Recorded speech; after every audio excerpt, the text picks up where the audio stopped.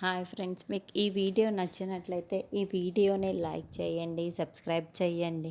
ఆరుకి వాయనం ఇవ్వడానికి బాగి పూజ దగ్గర మొత్తం వెతుకుతూ ఉంటుంది. అయితే ఆరు అక్కడి నుంచి తొందరగా బయటికి వచ్చేసి ఉంటుంది. అయితే భాగ్య అస్సలు వదలకుండా అక్క అక్క అని గార్డెన్లోకి వస్తుంది. అప్పుడే ఆరు గుప్తా గారితో మాట్లాడుతూ ఉంటుంది. వెంటనే భాగ్య రావడంతో ఇక ఆరు మిస్సమ్మ వచ్చేసిందా అని అనుకుంటూ ఏంటి మిస్సమ్మ అని అడుగుతూ ఉంటుంది. అక్క ఏంటక్క మీరు ఇక్కడ ఉన్నారా? మీకు వాయినం ఇవ్వడానికి వచ్చాను అక్క. అదేంటక్క వాయినం తీసుకోకుండా ఇలా వచ్చేసారేంటక్క, తీసుకోండి వాయనం అని చెప్పి అంటూ ఉంటుంది. అలాగే మిస్ అమ్మ అని ఆరు అంటుంది. ఇక ముందుగల్లా ఆరు భాగ్యకి కుంకుమ బొట్టు పెట్టి ఆరు కుంకుమ బొట్టు పెడుతూ ఉంటుంది. అక్క తీసుకోండి అక్క వాయనము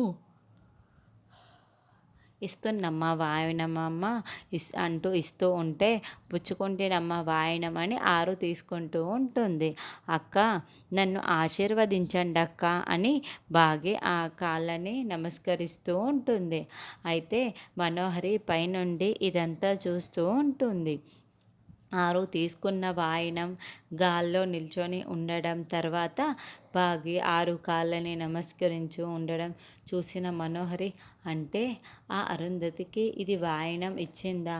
అందుకేనా ఆ వాయనం అలాగే గాల్లో నిల్చొని ఉంది? అంటే ఇప్పుడు ఆశీర్వాదం కూడా తీసుకుంటుంది అని మనోహరి ఒక్కసారిగా పైనుంచి చూస్తూ అక్కడే కుప్పకూలిపోతూ ఉంటుంది. ఇక ఆరు అక్షింతలు వేసి బాగీని ఆశీర్వదిస్తూ ఉంటే బాగి ఆ అక్షింతల్ని తరుముకుంటూ చాలా సంతోషపడుతూ ఉంటుంది.